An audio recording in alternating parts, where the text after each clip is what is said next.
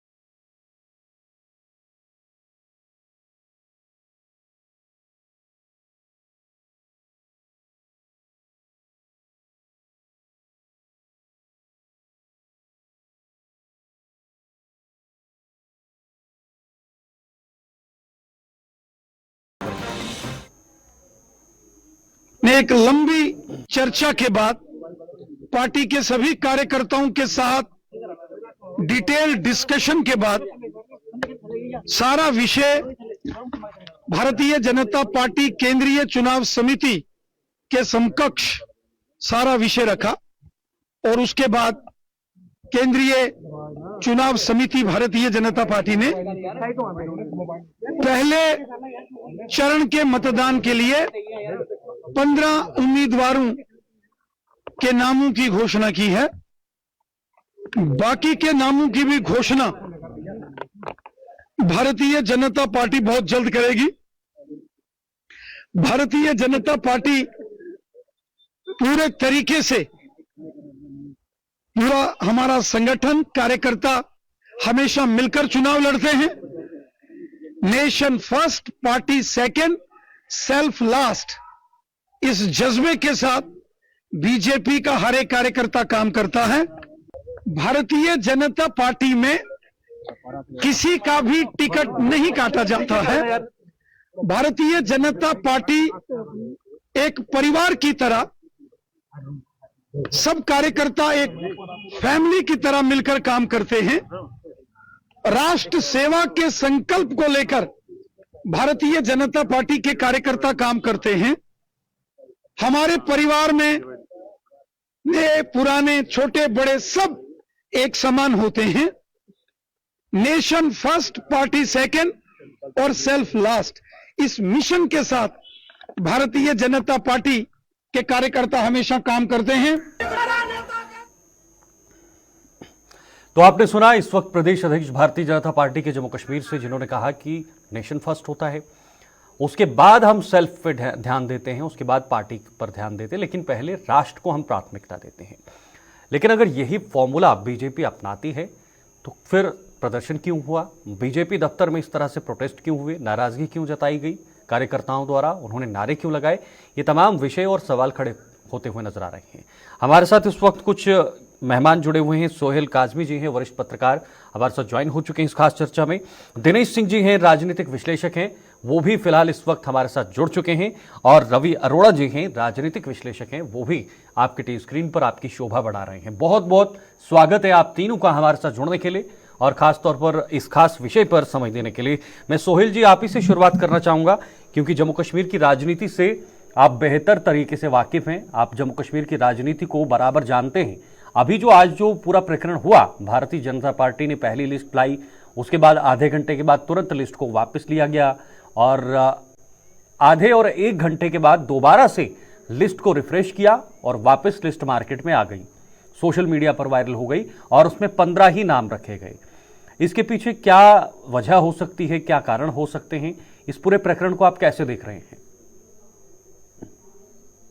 देखिए सर, सुबह जब ये पहली लिस्ट आई, पहली लिस्ट मतलब 40 कुछ प्लस कैंडिडेट्स की लिस्ट आई, तो ठीक है, सारी पॉलिटिकल पार्टीज, क्योंकि पहला जो दौर है नॉमिनेशन का वो परसों ही शुरू हो रहा है, 27 को कल लास्ट डेट है नॉमिनेशन फाइल करने की। तो सारी पॉलिटिकल पार्टीज ने पहले चरण के कैंडिडेट्स की लिस्ट निकाली थी और इनको भी पहले चरण के जो रिप्रेजेंटेटिव थे उन्हीं की लिस्ट निकालनी चाहिए थी। इन्होंने एकदम 40 की निकाल दी और उसके बाद विचार विमर्श करके बाकी लिस्ट जो है चेंज कर दी और 15 कैंडिडेट्स की लिस्ट निकाली। जिस तरह से पिछले कुछ सालों से, खासकर जब आप सत्ता में होते हैं, तीसरी बार आपकी बीजेपी की सरकार गवर्नमेंट ऑफ इंडिया में आज काम कर रही है, संभाविक तौर पे जिस तरह का जनाधार आपका बड़ा है, 1 phone call and you will be A member of BJP, और जिस तरह लोग जुड़ते जा रहे थे एक पॉलिटिकल पार्टी से जिसकी आगाज 1982 में जम्मू कश्मीर में भी हुआ था बाकी रियासतों की तरह, तो आज देखिए कि सबसे बड़ी पार्टी जो ये खुद कहते हैं और सबसे बड़ा जनाधार जो है भारतीय जनता पार्टी का है, तो संभाविक तौर पे एक एक कॉन्स्टिट्यूंसी में 10-10, 15-15 और कहीं कहीं तो 25-25 कैंडिडेट्स उम्मीद लगा के बैठे हुए, जो दिन रात इनके साथ जुड़े हुए हैं, जो काम कर रहे हैं। और उम्मीद लगाना भी अच्छी बात है, हर एक को अपनी काम के अनुसार अपनी उम्मीद असेंबली इलेक्शन या पार्लियामेंट इलेक्शन या म्युनिसिपल इलेक्शन के पे नॉमिनेशंस पे ही होती है। इस बार भी वही है और मैं जानता हूं, ये मैं पहले भी बहुत बार डिस्कस कर चुका हूं कि जब टिकट बांटी जाएंगी तो कुछ ना कुछ हंगामा होगा, कुछ ना कुछ, क्योंकि जितना बड़ा जनाधार आप हम रोज देखिए अगर जम्मू में आके, तो जम्मू के बीजेपी के दफ्तर के अंदर कम लोग होते हैं, उससे 10 गुना ज्यादा लोग बाहर एजिटेट कर रहे होते हैं, क्योंकि जो सरकार में पार्टी होती है, उम्मीदें उसी से होती है, काम भी उसी से होता है और अपनी जो डिमांड्स हैं उसी दफ्तर के बाहर में मुजाहिरा करते हैं। तो आज भी वैसे हुआ, इसमें कोई बड़ी बात नहीं है, परेशान होने की जरूरत नहीं है, क्योंकि एक्सपेक्टेशंस लोगों की बहुत ज्यादा है अपने उम्मीदवारों को लेके। ये तो बीजेपी हाईकमान को देखना है। ये पार्टी की अंदर की बातें हैं और पार्टी तक ही सीमित रहनी चाहिए। इसका कोई नेगेटिव मैसेज नहीं जा रहा, या अगर अपने कार्यकर्ता नाराज होते हैं तो एक गलत इम्पैक्ट पड़ेगा? नहीं, बिल्कुल नेगेटिव मैसेज जाता है, क्योंकि ये बड़ा क्रूशियल डेज होते हैं, 30-40 दिन, और बड़ा आपने देखा बड़ा थोड़े दिनों में इलेक्शंस कंप्लीट हो जाएगी। 4 अक्टूबर को यहाँ हुकूमत बन जाएगी, जो भी पार्टी जिसके साथ भी होंगी एब्सोल्यूट मेजोरिटी में होंगी। इसका नेगेटिव इम्प्लीकेशंस तो जाती हैं, but you can not rule out, क्योंकि ये प्रोसेस है। उम्मीदवार ज्यादा होते हैं, कैंडिडेट एक कॉन्स्टिट्यूंसी में एक होता है, आप सबको 20 कैंडिडेट खड़े नहीं कर सकते हैं, रेबलिंग होती है, इनकम्बेंसी फैक्टर होता है, ये सारे फैक्टर हर पॉलिटिकल पार्टी के साथ होते हैं। लेकिन जो रूलिंग एलीट में पार्टी होती है, जिसको हम भारतीय जनता पार्टी कहते हैं, उसके खाते में ये ज्यादा एजिटेशन जो है उन्हीं के खाते में ज्यादा आएगी, क्योंकि उम्मीदवार उनके ज्यादा है। एनसी और कांग्रेस और बाकी पार्टीज में इतने कैंडिडेट्स नहीं है। ठीक है, ओके दिनेश जी, मैं आपके पास आऊंगा। सोहेल काजमी जी वापस लौटूंगा आपके पास। दिनेश जी, आप कितने सहमत हैं सोहेल काजमी जी की बातों से? जिस तरह से इन्होंने कहा कि जाहिर सी बात है, ज्यादा उम्मीदें हैं, ज्यादा कैंडिडेट से तो हेजिटेशन ज्यादा होगी, इस तरह की चीजें ज्यादा निकलकर सामने आएंगी। लेकिन बीजेपी जिस तरह से कह रही है, अभी प्रदेश अध्यक्ष कह रहे थे nation first, party second and self last, यानी इस फॉर्मूले के तहत पार्टी काम कर रही है। ये जो यहाँ पर लिस्ट लाई गई, इससे क्या मैसेज देने की कोशिश की गई कि जो पुराने कार्यकर्ता हैं उनको जगह नहीं मिली? मोस्टली ज्यादातर जो पुराने लोग थे उनको जगह नहीं दी गई, नए कार्यकर्ताओं को जो है वो मौका दिया गया। और कल जब प्रधानमंत्री मोदी मन की बात कर रहे थे तो उस समय भी उन्होंने जिक्र किया था कि हम नए युवाओं को मौका नहीं दे रहे हैं राजनीति में, और एक परिवारवाद की राजनीति ने इस देश को या फिर किसी राज्य को खा लिया है। ऐसे में क्या यही एक फॉर्मूला हो सकता है बीजेपी की तरफ से कि नहीं, राजनीति में कोई भी आ सकता है, साधारण से साधारण व्यक्ति भी इसमें प्रवेश कर सकता है?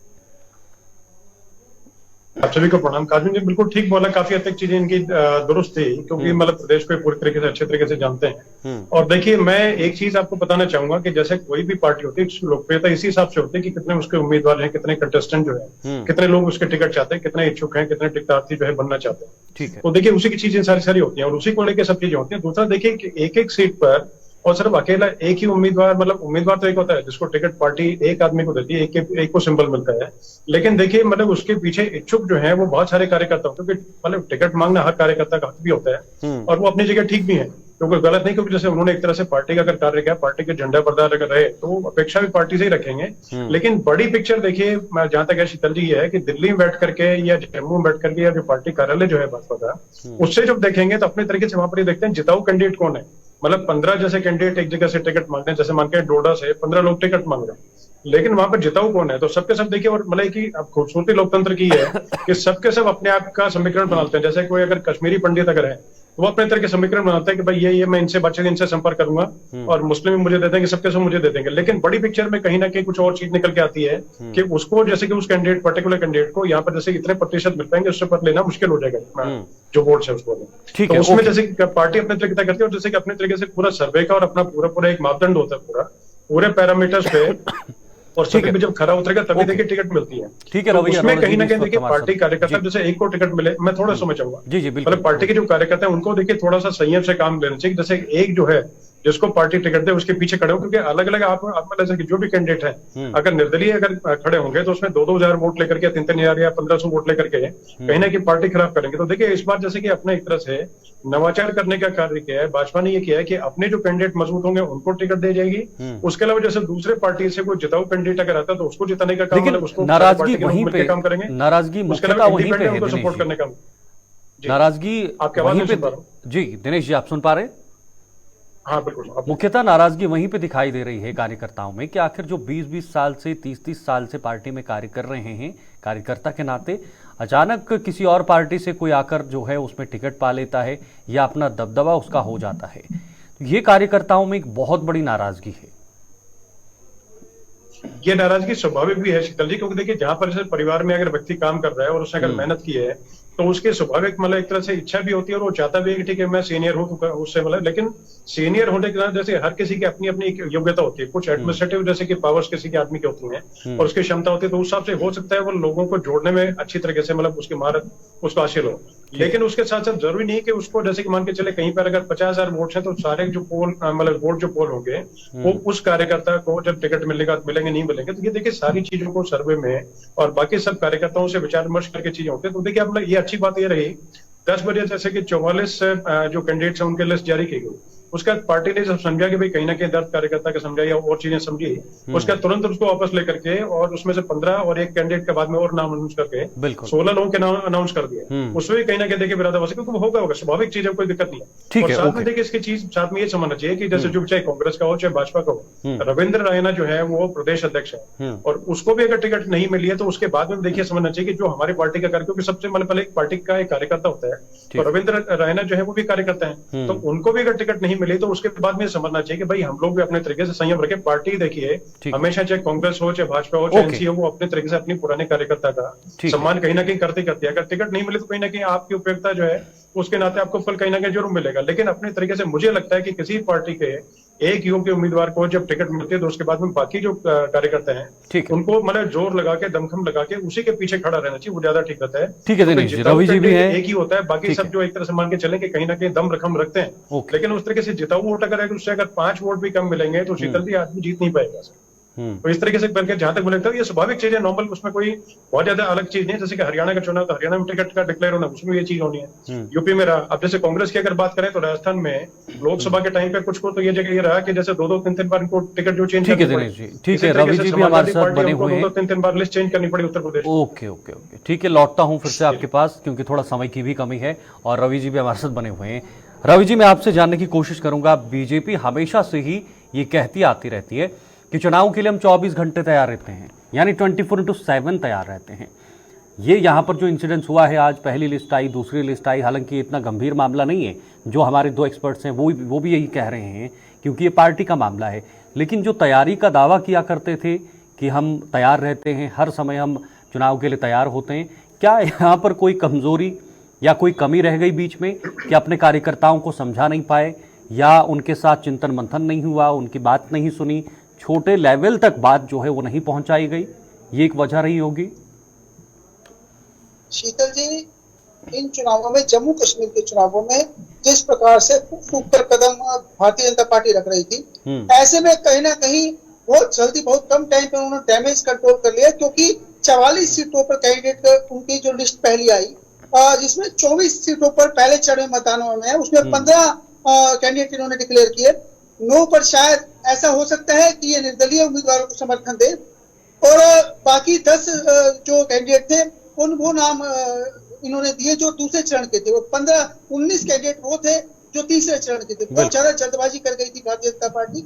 ऐसे में जो इन पर जो आरोप लगाया कार्यकर्ताओं ने, वो ये लगाया कि पैराशूट कैंडिडेट्स को लगातार टिकट दिए जा रहे हैं। ऐसे में कहीं ना कहीं बहुत जल्दी इन्होंने डैमेज कंट्रोल कर लिया, और मुझे लगता है अपने कार्यकर्ताओं को समझाने में सफल भी हो जाएगी, क्योंकि जिन 15 सीटों पे कैंडिडेट दिए गए हैं वो वही है जो पहली लिस्ट में इन्होंने सुबह दिए थे। तो ऐसे में इन्होंने यह समझा दिया कि वो 15 लोग वही है, लेकिन आगे जो 2 लिस्टें हैं, जो बाकी कैंडिडेट है, वो शायद बदले जा सकते हैं, क्योंकि कहीं ना कहीं जो पुराने नेता है उनके कार्यकर्ता ही ये सब हंगामा कर रहे थे।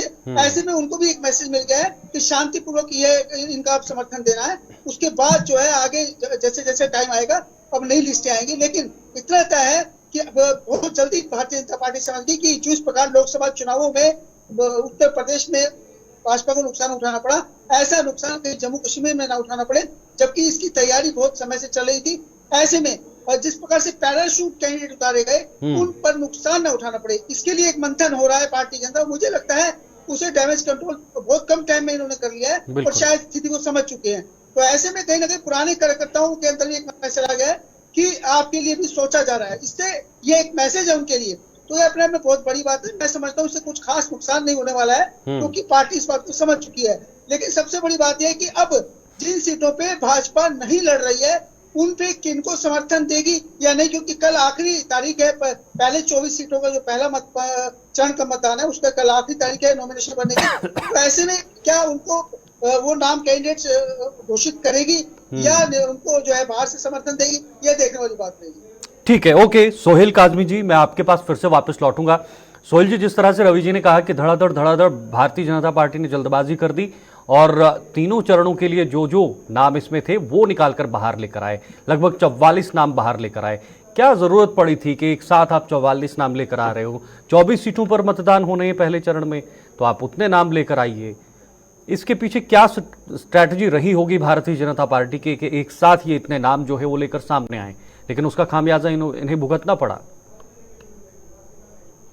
देखिए, जल्दबाजी जो होती है सर, वो हमेशा ये करते हैं, क्योंकि जो सत्ता में होते हैं उनके कुछ एडवाइजर्स बड़े इल एडवाइस करते हैं, और जनाधार बढ़ने से एडवाइजर्स तो नहीं बढ़ जाते हैं, और सब चाहते हैं कि हम इलेक्शन लड़ें, सब चाहते हैं ओवर कॉन्फिडेंटली। वो देख रहे हैं जम्मू कश्मीर को कि हमने आर्टिकल 370 हटा दिया, 35A हटा दिया, हालांकि ये भारतीय जनता पार्टी का अपना मंशूर था, उनको हटाना ही था जब वो पावर में आते। तो थोड़ा सा ओवर कॉन्फिडेंटली वो पार्टी एक्ट करती है, और हमने देखा उसका नुकसान बड़ी बड़ी पार्टीज को उठाना पड़ता है। क्योंकि ये अगर अब 3 बजे ये कह रहे थे कि दूसरी लिस्ट निकालेंगे, और दूसरी लिस्ट में अगर ये नाम चेंज करते हैं उससे बवाल और बढ़ेगा।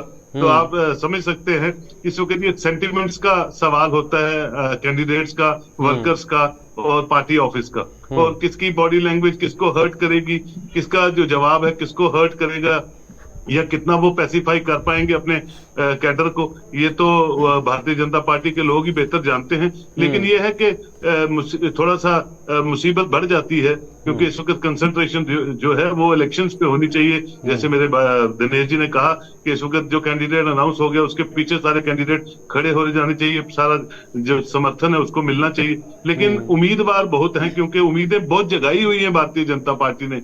हर एक कैंडिडेट को बोला, ये जो रेबलियन कैंडिडेट्स आप देख रहे हैं इनको सबको बोला हुआ है। अगर आप वहां देखो एजुटेशन में, तो एक एक कह रहा है कि मुझे उम्मीदवार बोला हुआ है, कि कोल साहब ने दूसरा बोलता है, रविंदर रैना जी ने मुझे बोला हुआ है तुम उम्मीदवार हो।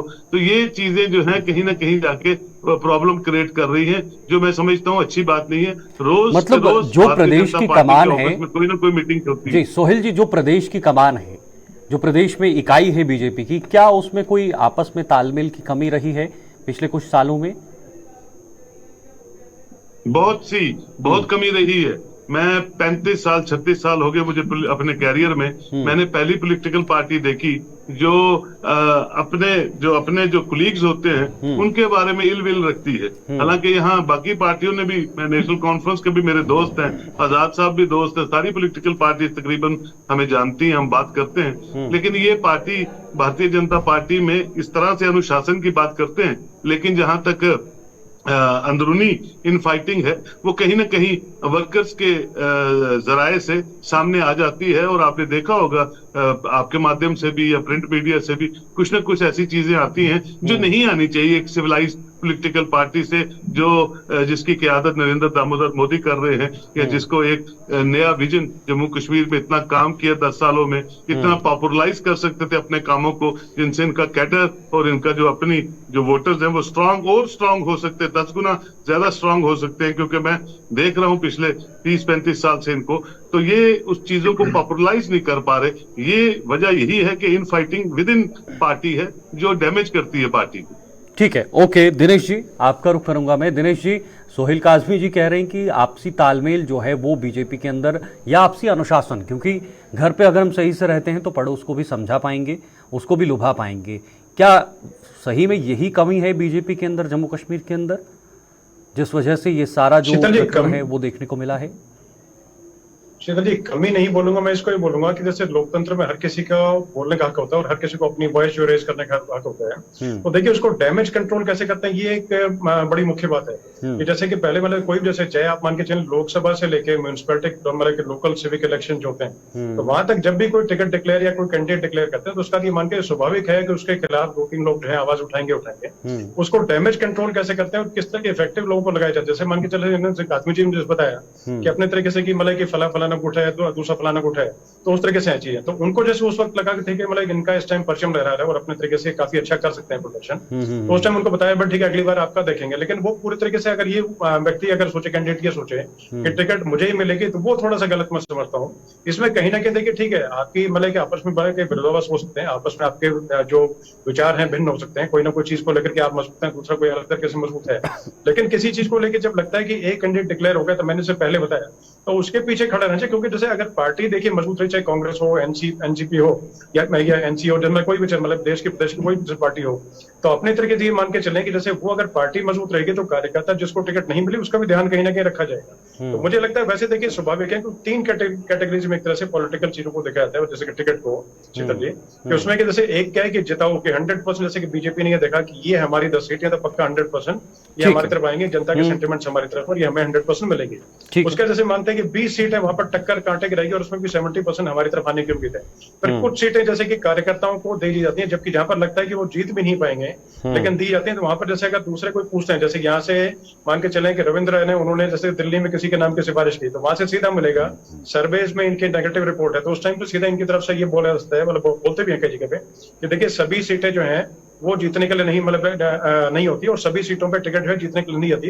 कहीं ना कहीं कार्यकर्ता जो है उसको ही पीठ पे थपकी देने के लिए, उसको मजबूत करने के लिए, उसको संबल देने के लिए की जाती है। जैसे कि मतलब एक वर्ग हो गया, जैसे कश्मीरी पंडित, अब हो सकता है सारी सीटों में जैसे मान के चले 3 कश्मीरी पंडित मतलब एक सेक्टर में दिए गए, तो उसमें हो सकता है कि सभी ना जीत पाए, तो अपने तरीके से लेकिन है कि और एक आधी सीट ऐसी भी दी जाए जहां पर उनका नाम अच्छा है लेकिन कहीं ना कहीं वोट काटने वाले लोग उससे ज्यादा हैं। तो अपने तरीके देखिए मतलब ये बड़ा मतलब कि पेचीदा समीकरण बनता है, लेकिन डैमेज कंट्रोल करने वाले जो कर रहे हैं उसके लिए कोई बहुत मजबूत चेहरा जो है बीच में लाके खड़ा करना पड़ेगा, जो सभी के बीच में मतलब स्वीकार्य हो और सबसे बातचीत करके और तालमेल बिठा के एक ही जाजिम पे लाके बिठा के बात कर सके, बट ठीक है कि इससे आपकी पार्टी का नुकसान होगा, ये करना कार्य ठीक नहीं है। तो लोकतंत्र के नाते मतलब जो बात करें वो करें, लेकिन मुझे लगता है जैसे मैंने पहले बोला कि अगेन जैसे काजमी ने भी इसी चीज को बोला, और मैं फिर दोहराना चाहता हूँ कि चीजें हमेशा होकर के एक झंडा जब खड़ा है तो एक झंडे को उसको नीचे करने का कार्य करता है, किसी पार्टी का कार्यकर्ता करता है तो अपनी पार्टी को भी और अपने आप को कमजोर करता है, वो कार्य नहीं करना चाहिए। और सीधे तरीके से जैसे जो लगता है अपने तरीके से अपनी आवाज को उठाए, सब चीज अपनी आवाज को बुलंद करे पूरा, टिकट ही मांगे, लेकिन नहीं मिलने पे जो है विरोध वाला काम जो वो करना मैं ठीक नहीं समझता। और डैमेज कंट्रोल जहां तक मुझे लगता है कि भाजपा इसको कंट्रोल कर लेगी और बहुत ज्यादा दिक्कत नहीं है। ठीक है, ओके रवि जी, अब अगला ऑप्शन क्या होगा बीजेपी के पास, क्योंकि लिस्ट और लानी है और कैंडिडेट्स के नाम निकलकर सामने आने हैं, और एक लिस्ट पहले आ चुकी है जो पहली लिस्ट आई थी, और अब पता लग गया है कि कौन कौन पहली लिस्ट में आए थे। अब जब दूसरी लिस्ट आनी होगी उस समय क्या एक बीजेपी के पास क्या रास्ता रहेगा, क्या ऑप्शन रहेगा कि हम सेफ तरीके से खेलें ताकि विरोध फिर से निकलकर सामने ना आए? लिस्ट में जिन लोगों का नाम आया था, यह बात हमारे पत्रकार साहब ने भी कहा कि वो बवाल मचा सकते हैं, उनके कैंडिडेट, उनके कार्यकर्ता बवाल मचा सकते हैं। पर मैं आपको स्पष्ट कर दूं कि जो बीजेपी की रणनीति रहेगी वो यही रहेगी कि सबसे पहले उन्हीं लोगों को बुलाया जाए, उनसे बात की जाए, उनको विश्वास में लिया जाए। उसके बाद जो अगर कैंडिडेट बदला भी जाएगा तो उसके लिए पहले वो तैयारी कर ली जाएगी। इसीलिए घबराने की जरूरत नहीं है। और सबसे बड़ी बात यह है कि बीजेपी, क्योंकि धारा 370 हटाने के बाद चुनाव होने जा रहे हैं, ऐसे में बीजेपी को के लिए यह प्लस होने वाला है या माइनस होने वाला है, आने वाला टाइम बताएगा। लेकिन इतना तय है कि जम्मू जैसे राज्य के अंदर जम्मू के लोग भी कहीं ना कहीं ये महसूस करते रहे, वहां के जो आम कार्यकर्ता हैं या जो बीजेपी से जुड़े हुए नेता हैं, उनसे जो वहां की जनता है उसमें बहुत सारी शिकायतें लगातार रही हैं। तो ऐसे में बहुत सारी ऐसी चीजें जहाँ पे बीजेपी का एक स्ट्रॉन्ग वोट बैंक रहा था, उनमें भी कहीं ना कहीं नाराजगी रही है कि हमारे साथ होगा। लेकिन वो ये मानते हैं कि मोदी जैसा प्रधानमंत्री हमें मिला, अच्छी बात है, लेकिन ग्राउंड रियलिटी है कि काफी नुकसान बीजेपी को वहां पे उठाना पड़ता है। लेकिन ऐसे में कैंडिडेट कौन सा रहेगा ये बहुत मायने रखता है। ठीक है जी रोहित जी, बहुत बहुत शुक्रिया आपका जुड़ने के लिए। दिनेश जी आपका भी बहुत बहुत शुक्रिया। सोहेल जी आपका भी बहुत बहुत शुक्रिया समय देने के लिए, हमारे साथ जुड़ने के लिए इस खास विषय पे। तो आज जिस तरह से बीजेपी की नई लिस्ट आई उसमें 15 नाम आए, उसके बाद एक और नाम घोषित किया, अब नए नाम निकालकर जब सामने आएंगे वो देखना होगा कि बीजेपी किस तरह से यहां पर अब मैच खेलेगी, क्या सेफ तरीके से बीजेपी मैदान में आएगी, क्योंकि अब विरोध जो है वो ज्यादा ना उलझे, उस विरोध को कैसे यहां पर कंट्रोल करना है, कैसे नियंत्रण करना है, डैमेज कंट्रोल कैसे करना है, उस पर भी बीजेपी का फोकस होगा। अब देखना होगा कि अगला कदम क्या हो सकता है। फिलहाल जम्मू कश्मीर के अंदर विधानसभा चुनाव को लेकर जो सरगर्मियां हैं वो काफी तेज हैं और अब नेशनल कॉन्फ्रेंस और कांग्रेस की लिस्ट भी बहुत जल्द सामने आएगी। उसमें भी देखना होगा कि उसमें क्या कुछ ट्विस्ट होगा। अभी के लिए फिलहाल इतना ही, दीजिए इजाजत, नमस्कार।